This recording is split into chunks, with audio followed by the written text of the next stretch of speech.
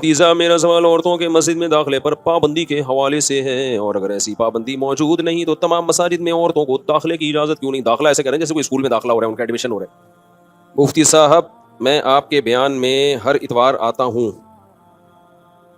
میری اہلیہ کا کہنا ہے کہ آپ کو حج کے برابر ثواب ملتا ہوگا، وہ بہت ناراض ہوتی ہیں، یعنی انہوں نے طنز کیا ہے کہ آپ کو حج کے برابر ثواب ہوتا ہوگا، تنزیہ کہا ہے انہوں نے آپ کی اہلیہ نے۔ ان کو بھی لے آیا کرو، خواتین کا بھی بیان ہوتا ہے نا، عمرے کا ثواب ان کو بھی مل جائے گا۔ وعلیکم السلام۔ مفتی صاحب میں نے ایک لڑکی سے نکاح کیا ہے، بہت نیک آدمی ہے بھائی، کچھ جب قیامت قریب ہوگی نا تو لوگ اس پہ فخر کریں گے، میرا بیٹا ماشاءاللہ لڑکی کو پسند کرتا ہے، اس پہ فخر کریں گے لوگ، یعنی بالکل اسلام کے مطابق ہے۔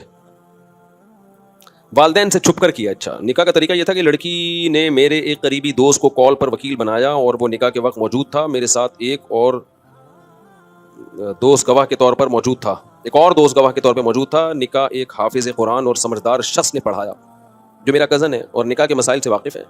نکاح کے تمام ارکان یعنی ایجاب و قبول، وکیل، دو گواہ اور نکاح خواہ موجود تھے اور سب کو معلوم تھا کہ نکاح ہو رہا ہے۔ کیا اس طریقے سے میرا نکاح ہو گیا؟ لڑکی کا نکاح غیر کفو میں، جو اس کے جوڑ کا نہ ہو، تو اس میں باپ کی اجازت کے بغیر نہیں ہوتا۔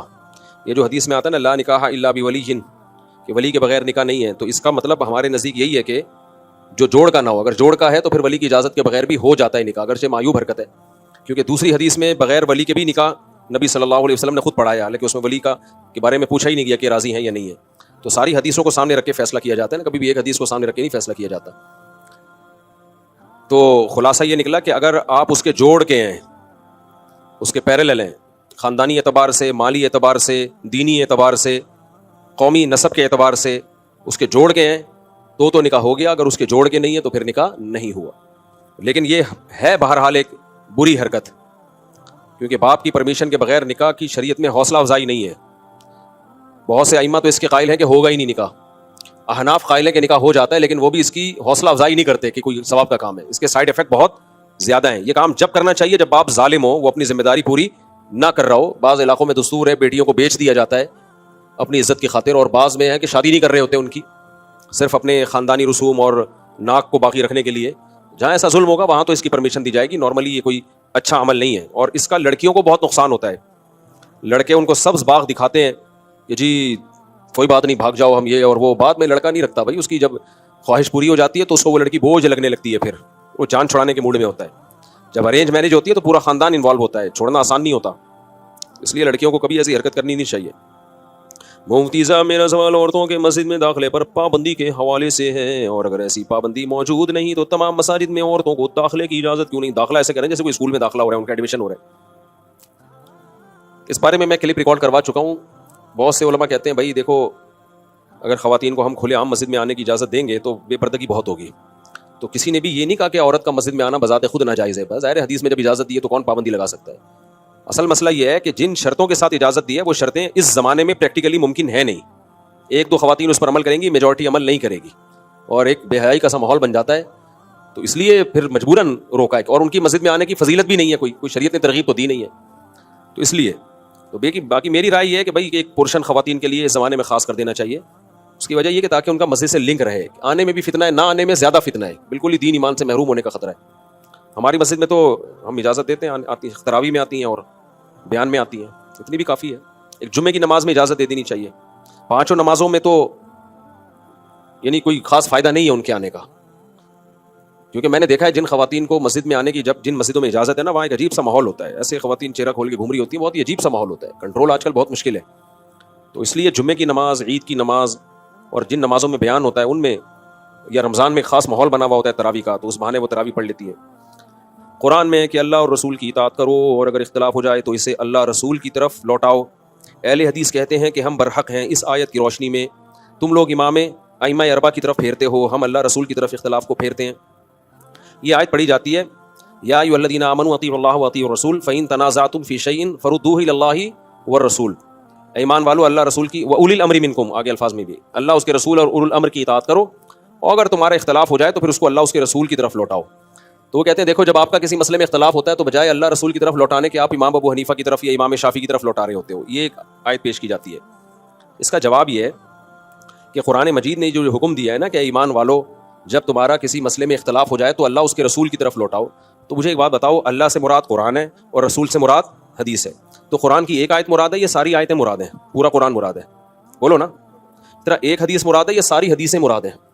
پھر اس میں صحیح اور ضعیف حدیث میں فرق بھی کیا جائے گا یا ضعیف اور حدیث کا صحیح کا فرق کیے بغیر لوٹایا جائے گا؟ تو تمام پورا قرآن اور ساری صحیح احادیث کا علم, اس کو علم کامل کہتے ہیں.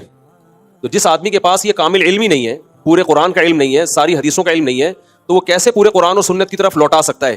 تو یہ خطاب ہے ہی علماء کو جن کا علم, جو علم رسوخ میں کامل ہے. یہ رکشے چلانے والے اور ٹماٹر والے کو خطاب نہیں ہے. سمجھ میں آ رہی ہے بات کہ نہیں آ رہی ہے؟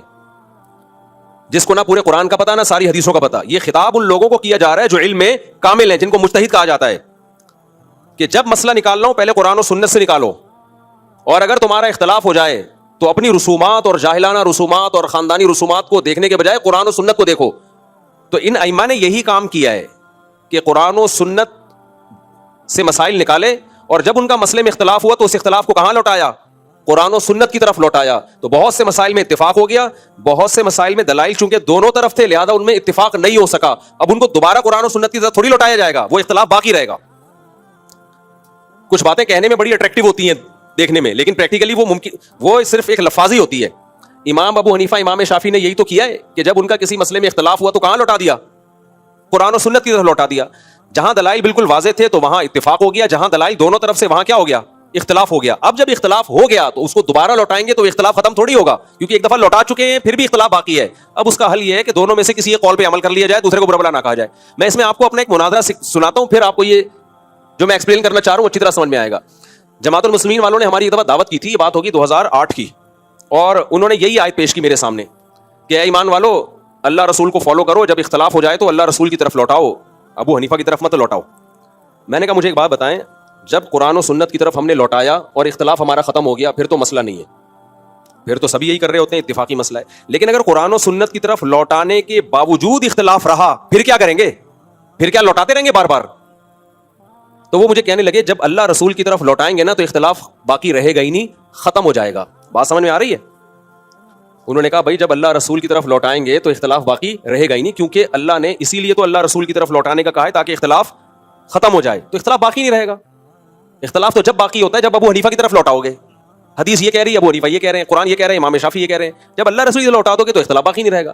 میں نے کہا اچھا چلو, میں یہ کہتا ہوں کہ اللہ رسول کی طرف لوٹانے کے باوجود بھی اختلاف باقی رہتا ہے, میرا یہ دعویٰ ہے. ایسے موقع پہ تقلید کی جاتی ہے. جب اللہ رسول کی طرف ایک دفعہ لوٹا دیا, کچھ مسائل تو اتفاق ہو جائے گا, اختلاف ختم ہو جائے گا, کچھ مسائل ایسے پھر بھی اختلاف ختم نہیں ہوگا. پھر اس میں کیا کرنا ہے؟ اس میں ہم کہتے ہیں ایک فقہ کو فالو کرو, دوسرے کو برا نہ کہو, اور آپ کہتے ہیں اس کو لوٹاتے رہو اور امت میں آگ لگاتے رہو بیٹھ کے. وہ کہتے ہیں ایسا ہو ہی نہیں سکتا, جب اللہ رسول کی طرف ہم لوٹائیں اور اختلاف باقی رہے. میں نے کہا چلو میرا اور آپ کا اختلاف ہو گیا نا, آپ کہہ رہے ہو کہ اللہ رسول کی طرف لوٹائیں گے تو اختلاف باقی رہے گا نہیں, میں کہہ رہا ہوں کہ اللہ رسول کی طرف لوٹائیں گے تو اختلاف باقی بعض دفعہ رہے گا بھی, اور پھر اس اختلاف میں دونوں رائے ٹھیک بھی ہوں گی, اور کسی ایک بھی رائے کو فالو کرو گے تو آپ برحق بھی ہوگے. یہ میرا اور آپ کا اختلاف ہو گیا, اب اس اختلاف کو ہم اللہ رسول کی طرف لوٹاتے ہیں. نہیں آئی میرا خیال ہے سمجھ میں؟ نہیں آئی نا؟ میں نے کہا وہ جماعت المسلمین والے تو اتنی ماشاءاللہ بڑی بڑی داڑیاں ان کی, پروفیسر بھی تھے یونیورسٹی کے, وہ کہنے لگے, دوبارہ سوال لوٹا دیتا ہوں, کہنے لگے بھائی قرآن کہہ رہا ہے جب اختلاف ہو جائے تو اللہ رسول کی طرف لوٹاؤ. میرا کہنا یہ تھا ابو حنیفہ نے اللہ رسول ہی کی طرف لوٹایا میرے بھائی, امام شافعی نے بھی جب لوٹایا اللہ رسول کی طرف تو کچھ مسائل میں اتفاق ہو گیا, کچھ مسائل میں پھر بھی اختلاف باقی رہا. تو جب اختلاف باقی رہے گا تو پھر کیا کریں گے؟ پھر تو ایک رائے کو فالو کریں گے, دوسرے کو ٹھیک سمجھیں گے. اجتہادی اختلاف کہلائے گا وہ. یہ تھوڑی کہ پھر دوبارہ لوٹاتے ہی رہے بیٹھ کے قیامت تک. ایک دفعہ لوٹا دیا ان لوگوں نے, فارغ ہو گئے وہ لوٹا کے. اب آپ رکشے والے کو بھی بولو کہ تو بھی لوٹا, ٹماٹر والا بھی لوٹا ہے, یہ اہل حدیث تو سب کو مجتہد بنا رہے ہیں, ہر آدمی ان کا فنٹر ہے. تبھی ان کے اور جتنے لوگ لوٹا رہے ہیں ہر ایک کی الگ رائے ہے. میں بار بار کہتا ہوں ٹیلی ویژن میں 4 اہل حدیث کبھی اکٹھے نہیں بیٹھیں گے, کیونکہ چاروں اللہ رسول کی طرف لوٹائیں گے اور چاروں کی رائے دوسرے سے مختلف ہوگی سوائے چند مسائل کے. تو میں نے ان سے کہا کہ جب اللہ رسول کی طرف لوٹائیں گے بہت سے مسائل میں اتفاق ہو جائے گا, جیسے کہ 4 اماموں کا بہت سے مسائل میں اتفاق ہو گیا, بہت سو میں پھر بھی اختلاف باقی رہے گا. تو انہوں نے کہا نہیں باقی رہے گا. میں نے کہا میرا یہ آپ سے کیا ہو گیا اختلاف, اس اختلاف کو اللہ رسول کی طرف لوٹاتے ہیں. میں نے کہا دیکھو بخاری مسلم کی حدیث ہے, حدیث بنو قریظہ, نبی صلی اللہ علیہ وسلم نے صحابہ سے فرمایا تم میں سے کوئی عصر کی نماز اس وقت تک نہ پڑھے جب تک اپنے ٹھکانے نہ پہنچ جائے. صحابہ کرام چلے, عصر راستے میں قضا ہونے لگی. اب صحابہ میں اختلاف ہو گیا, کہ اثر ہمیں قضا کرنی چاہیے یا ہمیں پڑھنی چاہیے. یہ اختلاف ہو گیا کہ نہیں ہو گیا؟ اس اختلاف کو صحابہ نے کہاں لوٹایا؟ بولو. نبی کی طرف لوٹایا. قرآن و حدیث میں غور کرتے ہیں. بعض صحابہ نے کہا کہ بھائی قرآن میں عصر کی نماز کا خصوصی حکم ہے, یعنی ان کی رائے کو میں اپنے الفاظ میں بیان کر رہا ہوں کہ عصر کی نماز کا خصوصی حکم ہے, اور نبی صلی اللہ علیہ وسلم عالم الغیب نہیں ہے. آپ نے جو کہا تھا, فرمایا تھا کہ عصر اپنے مقام پہ پڑھو دشمن کے شر سے حفاظت کے لیے. آپ کے علم میں یہ تھوڑی تھا کہ نماز قضا ہو جائے گی, تو نماز قضا کرنا نہیں. لہذا یہ جو حدیث ہے جس میں آتا ہے کہ عصر اپنے مقام پہ پڑھو جا کے, یہاں راستے میں نہ پڑھو, یہ تعویل ہے, اس کی تعویل کی جائے گی. اس میں ایک شرط ہے, وہ شرط یہ کہ بشرطے کے ٹائم پر اپنے مقام پر پہنچ جاؤ. اگرچہ یہ شرط حدیث میں صراحتاً نہیں ہے, لیکن دوسرے دلائل کو سامنے رکھ کر حدیث کی یہ تعویل کی جائے گی. دوسری جماعت کی رائے یہ تھی کہ بھائی نبی کا آرڈر جو ہے وہ بغیر کسی شرط کے ہے, اس میں یہ کہ عصر اپنے مقام تک پہنچے بغیر تم نے نہیں پڑھنی, اور جس قرآن نے ہمیں عصر کی نماز کی حفاظت کا حکم دیا اسی نے ہمیں نبی کی اطاعت کا بھی حکم دیا ہے. دلائل دونوں طرف ہے یا نہیں ہے؟ اب ایسا نہیں ہے کہ جن لوگوں نے حدیث میں تعویل کی ان کو صحابہ کی اس جماعت نے کہا تم تو نبی کی باتوں کو اگرچہ مگرچہ کر کے گھما دیتے ہو معاذ اللہ. نبی نے تو صاف طور پہ کہا کہ عصر کی نماز یہاں نہ پڑھو, تم کرو یہ اصل میں ایک شرط لگی ہوئی ہے, اس میں جو نظر نہیں آ رہی لیکن وہ شرط ہے. تم تو اصحاب رائے ہو, اپنی عقل سے حدیث کو, بھائی عقل استعمال تو کر رہے ہیں, لیکن وہ عقل کیوں استعمال کر رہے ہیں؟ بھائی ایک جزوی واقعہ ہے, قاعدہ کلیہ کیا ہے, عصر کی نماز جیسے پورے سال فرض ہے, آج بھی فرض ہے, اس کو جیسے پورے سال قضا کرنے کی اجازت نہیں ہے, آج بھی قضا کرنے کی اجازت نہیں ہے. تو یہ قرآن و سنت کو سمجھنے کے لیے رائے کا استعمال ہو رہا ہے. یہ لوگ نا احناف کو بولتے ہیں اصحاب رائے, اور ان کا مقصد یہ ہوتا ہے یہ کھوپڑی استعمال کرتے ہیں. بھائی کھوپڑی قرآن و سنت کو سمجھنے کے ڈیپ میں جانے کے لیے استعمال کر رہے ہوتے ہیں. اور دوسرے فریق نے کہا کہ نہیں بھائی نبی کا جو ظاہری حکم ہے اسی کو لیں گے. تو بتاؤ جب انہوں نے اللہ رسول کی طرف لوٹایا تو اختلاف ختم ہو گیا یا باقی رہا؟ باقی رہا اختلاف, کیونکہ دلائل دونوں طرف تھے. تو ایک فریق نے نماز پڑھ لی, دوسرے نے نماز قضا کر دی. اسلام میں نماز سے بڑھ کر کوئی حکم نہیں ہے, اور یہ نماز کی کسی ایک کیفیت کا مسئلہ نہیں تھا کہ رفع الیدین کرنا ہے کہ نہیں کرنا, یا رکعتوں کا کہ 4 رکعتیں پڑھنی ہے کہ 3 پڑھنی ہے. یہ سرے سے نماز پڑھنی ہے کہ نہیں پڑھنی ہے, اس سے بڑا اختلاف کوئی ہو نہیں سکتا. اور نماز بھی وہ جو عصر کی جس کی سب سے زیادہ تاکید ہے. اسلام میں توحید کے بعد سب سے بڑا حکم نماز, اور اس کے بھی پڑھنی ہے کہ نہیں پڑھنی, اس سے بڑا اختلاف نہیں ہو سکتا. جب اتنے بڑے اختلاف کو اللہ رسول کی طرف لوٹایا گیا, وہ اختلاف حل نہیں ہوا. پھر جب یہ جماعت نبی کی خدمت میں گئی ہے, نبی نے دونوں میں سے کسی ایک فریق پر ملامت نہیں کی, اور یہ بتا دیا کہ جب اللہ رسول کی طرف لوٹانے کے بعد بھی اختلاف رہا جائے گا تو امت کو چھریاں چھوڑ کے آگ لگانے کی اجازت نہیں ہے. پھر یہ نہیں ہے کہ ایک فریق دوسرے سے مناظرہ کرے کہ ہمارا اختلاف ہو گیا, دوبارہ لوٹاؤ, وہ تو لوٹاتے ہی رہتے اب تک بیٹھ کے. وہ ان کی نسلیں یہی کام کر رہی ہوتی ہیں. بھائی ایک دفعہ لوٹا کے ایک رائے قائم کر لی, اس پر عمل کرو, جو عمل کرے ٹھیک ہے, جو جس کی دوسری طرف رائے ہو وہ اس پر عمل کر لے. دونوں فریق کیا ہیں؟ جنتی. تو امام حنیفہ امام شافعی نے یہی کام کیا ہے. یہ ٹماٹر والے کو خطاب نہیں ہے کہ تم اللہ رسول کی طرف فقہی احکام کو لوٹاؤ. فقہی احکام میں تو اجتہاد کرنا پڑتا ہے, دونوں طرف کے دلائل دیکھنے پڑتے ہیں, حدیث کا صحیح ہونا ضعیف ہونا, پھر یہ حدیث متواتر ہے خبر واحد ہے متواتر کے خلاف تو نہیں جا رہی. یہ تو پورا ایک اصول فقہ ہے جو مدارس میں پڑھایا جاتا ہے. اس ڈیپ میں جا کے مجتہدین نے, جو ائمہ مجتہدین ہیں, انہوں نے قرآن و سنت سے مسائل نکالے جن میں دلائل دونوں طرف نہیں تھے, ایک ہی طرف تھے, اس میں ان سب کا اتفاق ہو گیا. جس میں دلائل دونوں طرف تھے تو ایک نے ایک رائے قائم کی, دوسرے نے دوسری رائے قائم کی. اب ہم امت کو کہتے ہیں بھائی چاروں ائمہ برحق ہیں, انہوں نے قرآن و سنت کی طرف لوٹا کے ایک رائے قائم کر لی ہے, اس رائے کو 100% غلط کہنا درست نہیں ہے. اور اگر کوئی رائے ایسی تھی جو 100% غلط تھی تو اس کو ان کے شاگردوں نے خود ہی غلط کہہ دیا ہے, آپ کو تکلف کی ضرورت نہیں ہے. جیسے کوئی حدیث ہی نہیں پہنچی امام حنیفہ تک, اس لیے انہوں نے ایک رائے قائم کر لی, تو اس کو تو حنفیوں نے ویسے ہی چھوڑ دیا اس رائے کو. تو اب جب لوٹا کے اختلاف باقی رہا ہے تو اب پھر یہی کہنا دوبارہ لوٹاؤ, تو امت کا اس کے علاوہ کوئی کام رہے گا نہیں. تو اس لیے یہ چاروں ائمہ مجتہدین اس کام سے فارغ ہو چکے ہیں. انہوں نے اللہ اور رسول کی طرف لوٹایا, تورات اور انجیل کی طرف نہیں لوٹایا, اور اسی کو فقہ مدون ہوا, اسی کو کتابوں میں لکھا گیا, اسی میں بتا دیا گیا یہ مفتبی قول ہے, یہ مرجو قول ہے, یہ راجح قول ہے. اب آپ اسی کی پیروی کریں, اب کوئی اور کام کریں. آپ سمجھ میں آ رہی ہے بات کہ نہیں آ رہی؟ تو یہ کام امت کر کے فارغ ہو چکی ہے, اب اس تکلف کی ضرورت نہیں ہے. اور اگر کسی کو اس تکلف کا شوق ہے تو کرے, وہ اپنی رائے دوسروں پہ تھوپے نہیں. وہ سمجھ میں آ رہی ہے بات؟ اپنی رائے دوسروں پہ تھوپے نہیں, کیونکہ عوام کی نظر میں ایک امام ابو حنیفہ کا لوٹانا ہے اور ایک آج کے کسی مجتہد کا قرآن و سنت کی طرف لوٹانا ہے. امام ابو حنیفہ نے لوٹا کے جو نتیجہ اخذ کیا ہے اس کے درست ہونے کا امکان زیادہ ہے. آج کا 15ویں صدی کا کوئی مولوی اگر قرآن و سنت کی طرف لوٹا کے نتیجہ نکالتا ہے, اس کے درست ہونے کا امکان کم ہے. سمجھ میں آ رہی بات؟ دوسری بات یہ کہ آپ خود تو لوٹا سکتے نہیں, آپ کے پاس تو پورے قرآن اور ساری حدیثوں کا علم ہے نہیں. آپ نے کسی مولوی ہی کو فالو کرنا ہے, تو کسی اہل کو فالو کرو گے نا تو غلطی ہوگی تو بھی ثواب ملے گا, اور نا اہل کو فالو کرو گے تو غلطی نہیں بھی ہوگی تو بھی گناہ ملے گا. آپ کسی پروفیشنل ڈاکٹر سے جو اپنی فیلڈ کا اسپیشلسٹ ہو, علاج کرتے ہو, غلط ٹیکا لگا دے گا نا تو بھی لوگ آپ کو ملامت نہیں کریں گے. آپ کی جو ذمہ داری تھی آپ نے پوری کر لی ہے. آپ کو کیا پتا صحیح اور غلط ٹیکا کیا ہوتا ہے. لیکن اگر آپ نے قصائی سے ہی آپریشن کروایا, صحیح آپریشن بھی ہو گیا, پھر بھی لوگ جوتے ماریں گے آپ کو کہ یار ایک آدمی ہیلتھ آنی اور تم نے اس سے تو آج کل یہ جتنے مجتہدین مارکیٹ میں آ رہے ہیں نا، جو کہتے ہیں ہمیں تمام احادیث اور پورے قرآن کا علم ہے، لہذا مجتہد ہیں، ہم تحقیق کر کے بتا سکتے ہیں، ان کو علم ہوتا نہیں ہے. ان کو صرف اپنے مطلب کی حدیث اور اپنے مطلب کی آیت معلوم ہوتی ہے. دوسرے فقہ کی یا دوسرے کی جو دلیل ہے اس سے یا تو وہ دیکھتے نہیں ہیں، یا ان کو ان کی مینٹل لیول اتنا ہوتا نہیں ہے کہ ان کو وہ دلیل سمجھ میں آ رہی ہوتی ہے. اس لیے ہمیشہ جو آدمی جاہل ہوگا نا، وہ اپنی رائے پر اڑے گا بھی اور اپنی رائے دوسروں پہ تھوپے گا بھی. جس کے پاس کامل مضبوط علم ہوتا ہے، اس کو پتا ہوتا ہے فقہا کا اس مسئلے میں اختلاف ہے، اور لچک رکھتا ہے وہ اپنی رائے میں. تبھی ائمہ مجتہدین کو جو فالو کرتے ہیں وہ کیا کہتے ہیں، بھائی ہم ایک کی رائے کو فالو کر رہے ہیں اس امید کے ساتھ کہ یہ اللہ کی نظر میں ٹھیک ہوگی، لیکن اس امید کے ساتھ کہ ہو سکتا ہے دوسرے کی رائے ٹھیک ہو، کیونکہ دلائل بہرحال دونوں طرف ہیں. لیکن آپ ان لوگوں کو دیکھ لو، ہماری رائے تو قرآن و سنت ہے، باقی تو تورات اور انجیل پڑھ کے فتوے دے رہے ہیں، ان کو قرآن و سنت کا کیا پتا. اور جب ہم ان سے سوال پوچھتے ہیں کہ 3 طلاقوں میں بتا دو، قرآن میں کہاں لکھا ہے 3 طلاقیں ایک ہوتی ہیں؟ اللہ رسول کی طرف ہی لوٹا دو نا. وہ بھی نہیں لوٹا رہے ہوتے، وہ بھی صرف اپنے 8-10 مسائل ہیں جن میں ظاہری حدیث ان کے ساتھ ہے. ظاہر جیسے میں نے بتایا لا نکاح الا بولی، حدیث میں آتا ہے ولی کے بغیر نکاح نہیں ہوتا. اب فوراً یہ کیا مسئلہ بیان کرتے ہیں، دیکھو حنفی لوگ کہتے ہیں ولی کی اجازت کے بغیر بھی نکاح ہو جاتا ہے. وہ فوراً حدیث پیش کرتے ہیں. بھائی آپ نے ایک حدیث پیش کی ہے، دوسری حدیث بھی تو ہے نا. بخاری کی حدیث ہے، خاتون نبی کی خدمت میں آئی، عرض کیا میں آپ سے نکاح کرنا چاہتی ہوں. آپ نے ارادہ ظاہر نہیں کیا، دوسرے صحابی نے کہا میرا نکاح کر دیں. آپ نے فرمایا چلو تمہارا میں نے نکاح کر دیا. تو حناف یہ کہتے ہیں یہاں تو نبی نے نہیں پوچھا کہ تمہارے والد راضی ہیں یا نہیں ہے. تو آپ اس حدیث کی تعویل کرتے ہو کہ اصل میں نبی تو خود ولی ہیں. بھائی جب حدیث میں آتا ہے لا نکاح الا بولی، تو یہاں ولی سے مراد باپ ہے. تو یہاں آپ حدیث میں تعویل کر رہے ہو کہ اس وقت نبی صلی اللہ علیہ وسلم کو ولی فرض کر رہے ہو. تو ہم نے اس حدیث کو اصل بنایا اور اس حدیث میں کیا کر دی، تعویل کر دی. تو تعویل تو آپ بھی کر رہے ہو. اور ہم نے حدیث میں تعویل کی کیونکہ قرآن سے پتہ چلتا ہے کہ بغیر ولی کے بھی نکاح ہو جاتا ہے، کیونکہ قرآن نکاح کی نسبت ڈائریکٹ عورت کی طرف کر رہا ہے. حتی تنکح زوجا غیرہ، قرآن کہتا ہے اگر کسی نے بیوی کو 3 طلاقیں دے دی ہیں تو جب تک وہ عورت عدت کے بعد کسی اور مرد سے نکاح نہیں کر لیتی، اس کا پہلے شوہر سے نکاح حلال نہیں ہوتا. تو اللہ نے یہ نہیں کہا کہ جب تک اس عورت کا نکاح اس کا ولی کہیں اور کروا نہیں دیتا. تو احناف قرآن کے الفاظ کو بڑی ویلیو دیتے ہیں. تو ہر شخص کا بھائی اپنا ایک مسائل اخذ کرنے کا ایک طریقہ ہوتا ہے. آپ اپنی رائے امام ابو حنیفہ پہ زبردستی کیوں تھوپ رہے ہو بھائی؟ ان کا جو سوچنے کا اینگل ہے وہ آپ سے ڈیفرنٹ ہے، آپ کا سوچنے کا اینگل ڈیفرنٹ ہے، امام شافعی کا ڈیفرنٹ ہے. تو امام حنیفہ پر آپ اپنی رائے کیوں تھوپتے ہو زبردستی؟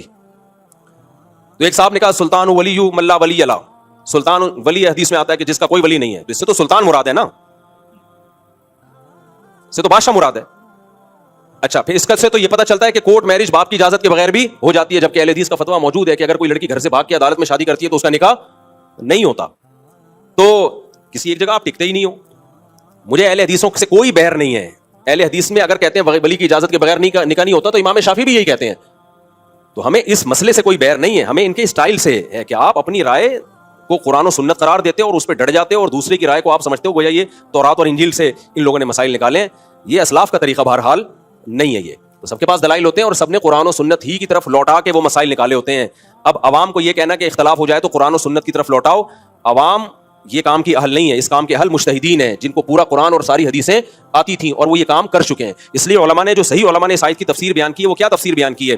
وہ تفسیر یہ بیان کی ہے یا ایھا الذین آمنوا اطیعوا اللہ واطیعوا الرسول واولی الامر منکم، اے ایمان والو اللہ رسول اور اولو الامر کی اطاعت کرو. اچھا اولو الامر بھی کسے کہتے ہیں؟ علماء کو کہتے ہیں جو اس کام کسی بھی کام کے جو اہل ہیں.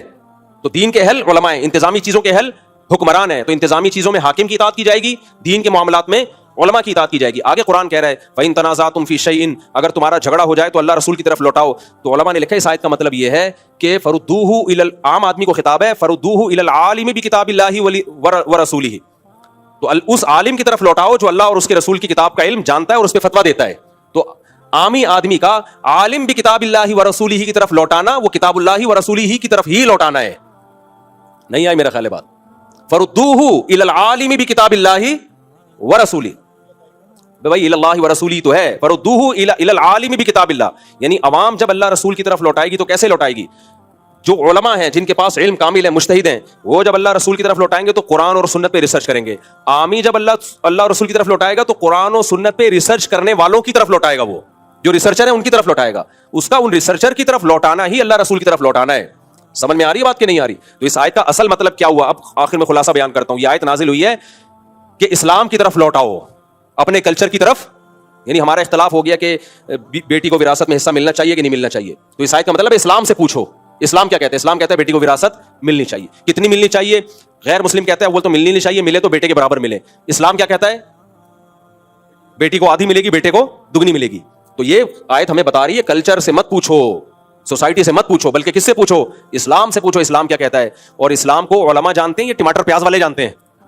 تو علماء سے پوچھو, جو بھی اہل حق علماء ہیں ان سے پوچھو کہ شرعی حکم کیا ہے. تو ایک عامی آدمی کا کسی عالم سے جو کتاب اللہ اور سنت رسول پر عمل کرتا ہو, اس عالم سے مسئلہ پوچھنا یہ اس آیت پر عمل کے عین مطابق ہے. تو ہم ابو حنیفہ ان کو اہل حدیث بھی مانتے ہیں, امام شافعی کو اہل حدیث بھی مانتے ہیں. وہ عالم بھی کتاب اللہ و رسول ہی تھے, وہ کتاب اللہ اور سنت رسول کو جانتے بھی تھے اور اس کے بہترین محقق بھی تھے. تو اگر کوئی شخص ابو حنیفہ سے امام شافعی سے مسئلہ پوچھتا ہے تو اسلام ہی سے مسئلہ پوچھتا ہے, کیونکہ اس کو اہل حدیث بھی مانتے ہیں کہ امام حنیفہ تورات اور انجیل سے یا کلچر کو دیکھ کے, سوسائٹی کو دیکھ کے مسئلے نہیں بتاتے تھے, وہ قرآن و سنت کو دیکھ کے مسئلے بتاتے تھے. تو خلاصہ کیا نکلا؟ اے ایمان والو, اللہ رسول کی اطاعت کرو, اور اگر اختلاف ہو جائے تو اسلام کو فالو کرنا ہے تم نے, اسلام کے علاوہ چیزوں کو فالو نہیں کرنا. اور اسلام کو ٹماٹر والا نہیں جانتا, اسلام کو کون جانتا ہے؟ علماء. اور آج کے